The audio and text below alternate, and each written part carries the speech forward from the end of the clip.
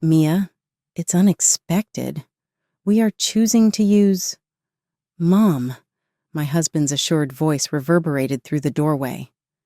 Naturally, I couldn't contain my surprise as I looked at my happy husband and his mother. This was, after all, our honeymoon trip.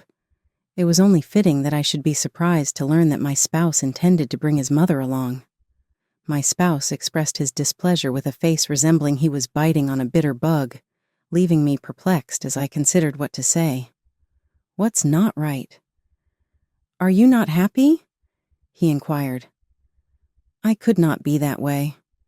After all, I had been complaining about his mother, and there was a deep rift between us, which he should have realized.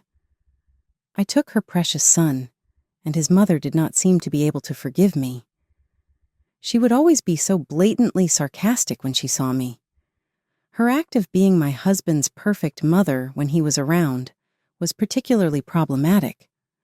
My spouse would not believe me if I told him how hard it was for me because of this. It was evident, nevertheless, that I was at odds with his mother. What on earth was he thinking, though, to carry out such a plan? "Did you arrange for Mom's airline ticket? Is a reservation made at the hotel?" I inquired. My spouse appeared to be baffled. "I thought I'd book it later." "That is not feasible. Think we reserved ours at what time?" My voice went up. His mother was not, of course, included in the reservation. They could not have imagined bringing her along on our own during the busiest travel period. He snorted as usual when I explained this to him. "Then could you give us all the tickets?" His words seemed unclear to me for a moment, so I asked for clarification. He reaffirmed, looking annoyed, "If there's no ticket for my mother, then give me yours. I paid for the trip, so I have that right." I was shocked to see my mother-in-law's smug face come into focus. Her attitude left me in a state of amazement. I have absolutely no idea what he is thinking. It's our honeymoon, so this isn't just any old trip.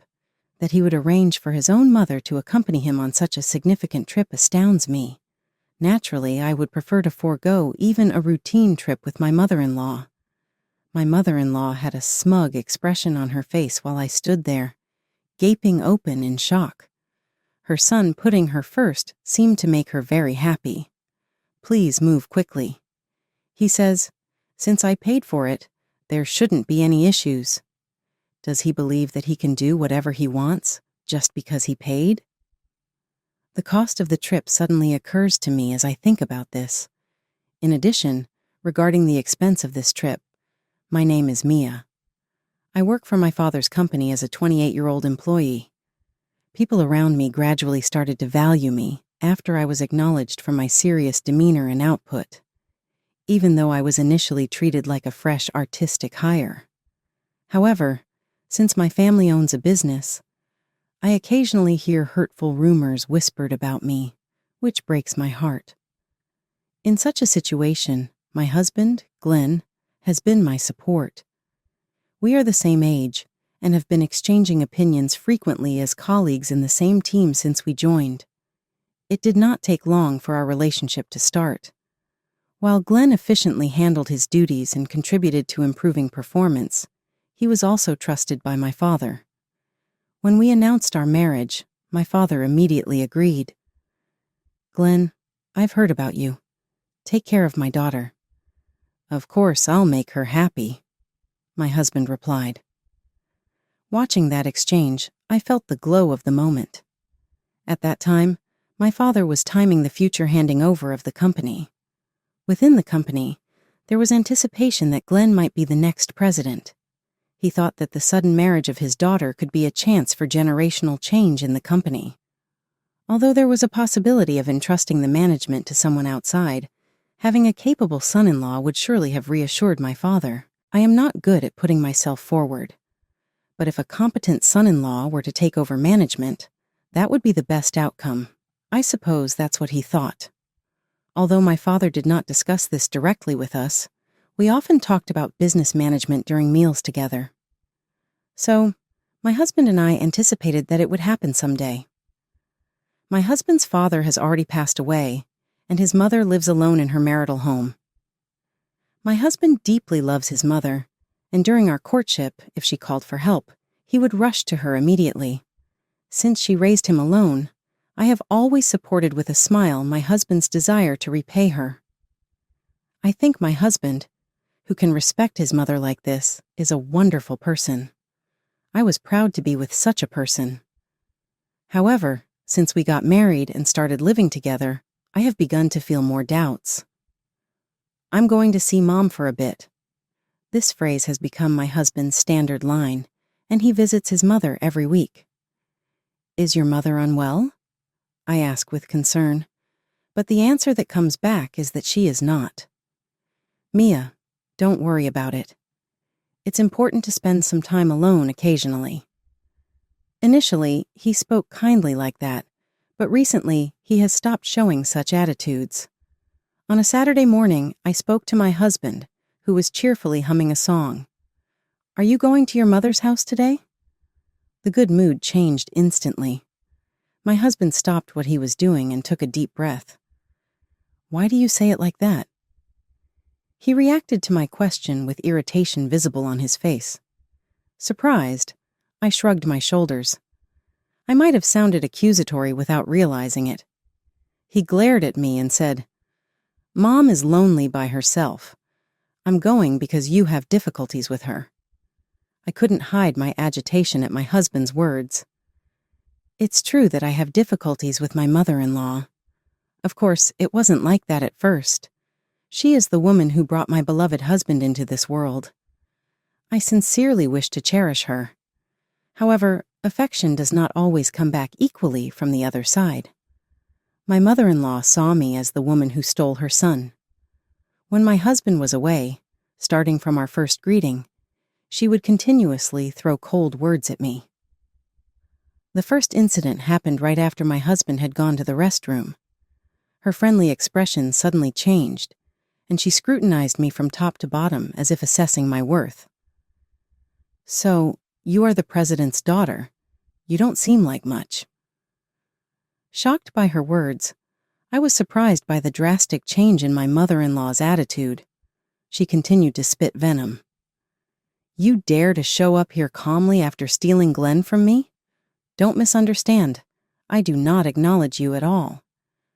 Seeing my surprise, she snorted mockingly and made a crude slurping sound with her tea. It was as if it was natural that no tea was offered to me. Mother-in-law, don't call me mother-in-law. It's unpleasant. I pondered why I had to be met with such hostility by someone I was meeting for the first time. But when I tried to speak up, I was immediately rejected by my mother-in-law. I felt helpless, and as I was confused by the situation, I heard my husband's returning footsteps.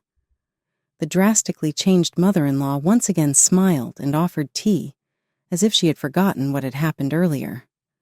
Sorry, I forgot to offer you tea, she said with a light laugh. When my husband returned, she chuckled. Mother, you hadn't served the tea yet. Glenn, your fiancé is very charming. Sorry for forgetting to serve the tea, she said to my husband with a smile. Then she added, Mia, don't hesitate to call me mother-in-law. A chill ran down my spine. Since then, my mother-in-law continues to throw harsh words at me only when my husband is not around. It's like she has a double personality. It seems that my husband cannot see her true nature. Even if I talk to him, he dismisses it with, My mother would never do such a thing, he says. If you're that uncomfortable, you don't have to force yourself to meet her. And he doesn't believe me at all. Initially, I desperately appealed, but eventually I grew tired of him defending his mother and began avoiding meeting her. Now, I only visit my in-laws' home when absolutely necessary. My husband might think I hate his mother. Make sure to lock the door when you leave, he said. And today, as usual, he left without looking back. I tried to reach out, saying wait, but missed him. His back blurred through my tears. After the conflict about his mother, he did not return home.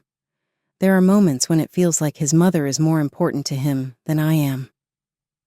Aside from the issue with his mother, Glenn is a wonderful spouse. When I am having trouble with work, he quickly notices and helps, and he actively shares household chores. This is despite his own busy work schedule. It's a relief that he acknowledges there's no need for unnecessary meetings. Holding these thoughts, I browse through the travel brochures. I shake my head and decide to focus on the plans I currently have. It's the preparation for our long-awaited honeymoon. During this trip, I should be able to forget about his mother and have fun. At least there won't be any sudden calls from my husband. I consider where to go, keeping in pace with my husband, who has just become the team leader for a new project. If possible, I would like to indulge in luxury on this occasion. While turning the pages and feeling tempted, I soon give up on that thought. I left all the preparations to you, so at least I want the payment to come from my account, my husband said. I had intended to pay for the honeymoon together, but he just laughed, not willing to listen. I thought it wasn't right for him alone to bear the entire cost, so I decided to pay for part of it myself. Additionally, being the president's daughter, the sarcasm from my mother-in-law about being extravagant only escalates, which is tough. Thinking about it, I can't help but give a wry smile. Just when I had resolved to focus, thoughts of my mother-in-law invaded my mind again. Let's stop this, I tell myself, and to change my mood, I put the brochure aside and start preparing dinner for my husband, who will be back soon. Then the morning of our honeymoon arrived. As I was bustling with preparations, the doorbell suddenly rang. Yes, come in, I said as I opened the door, only to be shocked by the sight before me. There she stood, dressed in flamboyant clothes with a large suitcase in tow. Noticing my voice, my husband peeked out. Mom, you're early. While my husband greeted her with a smile, my mother-in-law didn't even glance at me. Unable to hide my confusion, I asked, Early? What do you mean? Just as we were about to leave for our honeymoon together, what could her large luggage imply? Could it be that she intended to stay at our house during our honeymoon? Tormented by this thought, my husband cheerfully announced, It's a surprise. Mom is coming with us. Really? As my husband clapped his hands in joy, a strange sound escaped me in surprise. What are you thinking? I pressed. Wait, what does this mean? I asked in shock. My husband declared happily, It's a surprise. Mom is coming along. As I stood, unable to hide my bewilderment, my husband proudly put his arm around his mother's shoulder, saying, It'll be more fun with Mom along. Seeing this, my mother-in-law smiled smugly at me.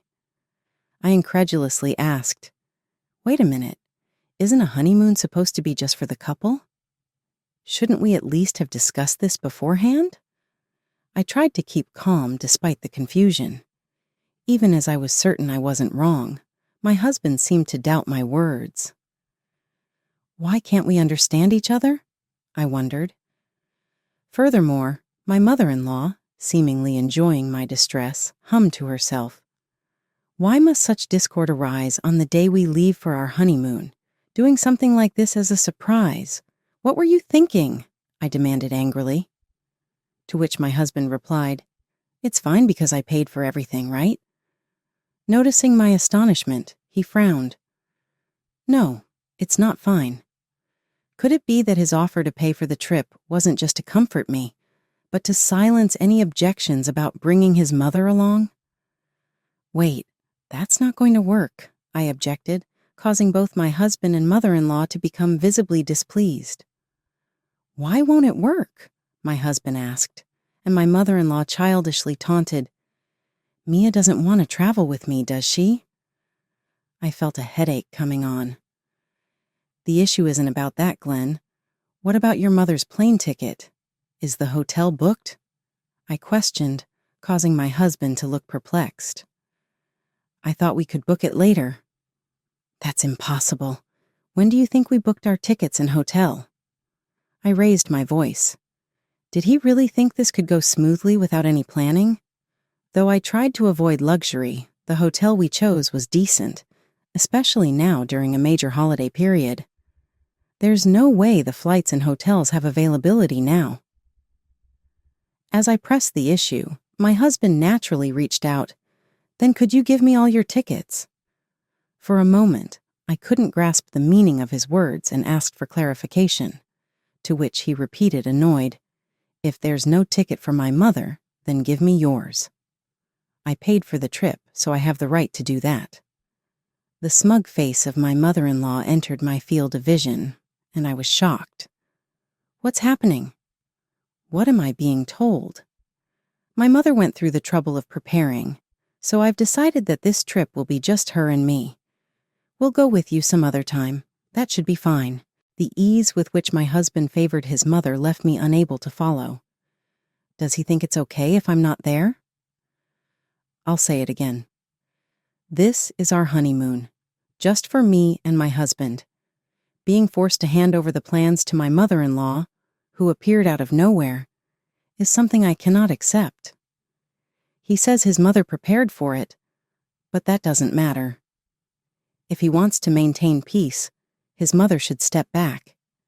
Yet, I was utterly dismayed as my husband continued to tell me to give up. "Come on, hurry up.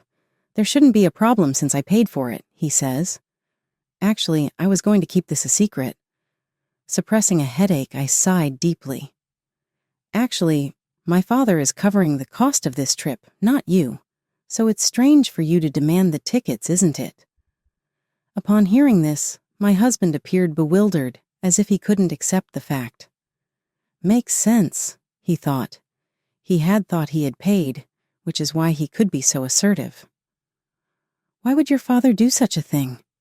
He began to question in surprise. I stared at him coldly. My father decided to pay the honeymoon expenses as a gift, so we could save up for our future. He had even told me to keep it a secret considering your pride. Why did you keep this a secret from me? My husband raged, his face turning red with anger. My mother-in-law, too, seemed shocked to learn that my father had funded the trip. As I listened to my husband's angry voice, my heart rapidly cooled. I had endured my mother-in-law's nagging and my husband's bias towards her for too long, and I finally ran out of patience. If you two want to go, then return the money to my father and cancel the reservations. Please arrange your own funding and start over. Ignoring my husband and mother-in-law's attempts to stop me, I quickly grabbed my bags and left the house. This was no joke. It was not right to use my father's money for people like them. Since I was busy and had been left to handle all the reservations, I had booked the flights and hotel in my name. Because of this, I was able to cancel everything swiftly and got into a taxi. Instead of heading to the planned airport, I gave the driver my parents' home address. When a daughter who was supposed to be on her honeymoon returned home with large luggage, my father was shocked. As I explained the situation, my father exploded in anger. What is this story? Is this some kind of joke? The constant calls from my husband only fueled my father's rage further. I was furious as well. This conversation cemented my decision. Dad, I'm considering a divorce. When I conveyed my resolve, my father calmed his anger and comforted me gently. Without saying a word, he just gently stroked my back, letting me feel his warmth. I'm sorry, Dad. I let these words slip through my tears. My father firmly grasped my hand. The next day, my husband came to my parents' house with a box of sweets as an apology. Just as I was about to turn him away at the gate, my father intervened. If you're considering divorce, we need to talk properly. Let's hear his true intentions directly. Let him in the house. While I had intended to consult a lawyer, I followed my father's advice and welcomed him. As soon as my husband saw my father at the door, he immediately apologized. I felt irritated at the sight of my husband pretending to be innocent in front of my father. As my husband continued to apologize, I sighed, and my father urged me to lead him to the sitting room. President, I apologize for the inconvenience caused by this disturbance, my husband said, starting to apologize with his face down on the table. Even before the greetings were over, occasionally, even in private, my husband calls my father President. He used to joke that it had become a habit, but at moments when he calls my father President, he seems to adopt a businesslike attitude.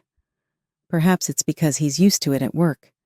His practiced way of apologizing was disturbingly perfect. "What is this apology for?" my father pressed, sighing repeatedly. His emotions were the same as mine. My husband just kept repeating, "I'm sorry for causing a disturbance." This was not an apology to me. It was just an insult. As my panicked husband tried to say something, I interrupted him and presented the divorce papers. "Do you know how to fill out these divorce papers? My part is already completed.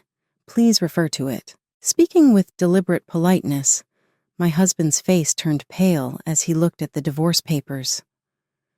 "Wait, Mia. Divorce?" It felt like the first time since he arrived at the house that he actually looked at me seriously. "I have always been second to him. That should be fine, right? Glenn, you have your mother." If that is his attitude, I am also prepared to act businesslike and refuse any attempts at reconciliation. "What are you talking about? Why bring up my mother here? She was looking forward to that trip, too. We can go on another trip together some other time." "Mia," he gasped at his lack of understanding. "Any time? What does that mean? It was supposed to be our honeymoon." My body shook, and I bit my lip in pain from the awfulness. Why would any husband want to bring his own mother on his honeymoon? Where in the world does that even happen? I asked myself, sickened by the thought. Yet, as if to worsen the situation, my husband stubbornly persisted. "It was just a suggestion to go together at first," Glenn said. "Wasn't it you who said there were no flights or hotels available?" I replied, "Think about it. How could we possibly prepare for such a last-minute plan?" But it seemed like Glenn didn't understand at all. Unbelievably, he was serious. Glenn showed his anger openly and raised his voice. "Are you saying to send my mother back, even though she was looking forward to this trip too?" At that moment, my father intervened and calmed the situation. "Let's end this now," my father said calmly. After a silence, he shook his head in disappointment. "Glenn, I'm really disappointed," my father said. Glenn suddenly called him President and straightened his posture. My father watched Glenn standing there with a gaze filled with deep sadness and disappointment. In the heavy silence, my father spoke. "Why did you choose your mother over Mia in such a situation?" That question weighed heavily on Glenn. Searching for words, Glenn stammered, well?" visibly sweating from nervousness. Even though Glenn could be assertive towards me at times, he could never defy my father. My father continued, "A honeymoon is supposed to be for the couple. You could have gone with your mother any time after that, right? Wasn't it true when you said you loved my daughter?" Glenn shouted, "I'm not lying. I just wanted to treat my mother as important as her." At this sudden outburst, my father looked sternly at Glenn for the first time. "Even if it makes Mia sad, is that okay?" he pressed. Glenn lost his words, stammering. Then trembling, he said, "I'm sorry." But his clenched hands clearly showed the humiliation he felt. His apology was because it was necessary, not because he truly thought the situation was wrong. He was apologizing because my father, the president, was angry, not because he felt the need himself. "Glenn, you are a capable person," my father said. Glenn momentarily showed a relieved expression, but soon realized he had misunderstood. My father's gaze was icy like a midwinter lake, piercing Glenn with increasing sternness. "However, even if you are good at your job, a person who does not cherish their family can never be trusted," my father declared with a stern expression, emphasizing his words by attempting to hand a pen to Glenn. At this gesture, Glenn visibly shivered, showing signs of deep fear. "Please wait. Please, Let's avoid a divorce. I will change my heart, Glenn pleaded, continuing to refuse to take the pen. Seeing this, my father forcibly took his hand, made him grip the pen, and said sternly, "You should not be apologizing to me." Shaken by these words, Glenn turned to me, beginning to plead for help. "Mia, please do something. Please, anything but divorce," he said, as he moved to my feet, clinging to my legs and looking up imploringly. "I will prioritize Mia from now on," he vowed forcefully, but his words felt hollow, as if his tears had already dried up. I could faintly sense the contempt for me hidden behind his words. "Please, if we divorce, I won't be able to pay off the debts," Glenn blurted out in panic. Confused, I asked, "Debts? What are you talking about?" Repeating the new information I had just heard, I suddenly recoiled from his feet. He covered his mouth and showed a look of regret. Overwhelmed by the situation, my father and I just silently stared at him amidst the tension. Glenn stuttered, well. And finally, gathering his resolve to speak, he began. It was then that the shocking truth was revealed. With his fearful demeanor, my father and I were so astounded that all we could do was hold our heads in disbelief. Incredibly, Glenn and his mother had been confident that the position of president was almost certainly theirs, and had been spending recklessly without any moderation. The reason he visited his mother's house almost weekly was also to enjoy a lavish lifestyle with her. "The more I hear, the less I find any reason to keep this man as your husband, Mia," my father said in disgust, too disappointed to find the words. Amidst this, Glenn finally pleaded earnestly, "Please wait. If I am divorced, how am I supposed to live starting tomorrow?" His continuous apologies, repeated over and over, looked almost mechanical, like a child's toy moving automatically, and were even comical in their desperation. "That has nothing to do with us," I responded coldly, simply waiting for Glenn to sign the divorce papers. Deciding there was no value in further discussion, my father and I quietly decided to drink coffee. Naturally, we did not offer any coffee to Glenn. Though somewhat forcibly written, the divorce was finalized after all the legal procedures were successfully completed. The lawyer my father had hired was extremely capable, and my detailed diary greatly helped the negotiations, ensuring the process proceeded very smoothly. In addition, the other side, via their attorney, requested a reduction when we requested alimony, which included the costs of the postponed honeymoon. But when I heard my father's decision to reject that proposal, I couldn't help but chuckle.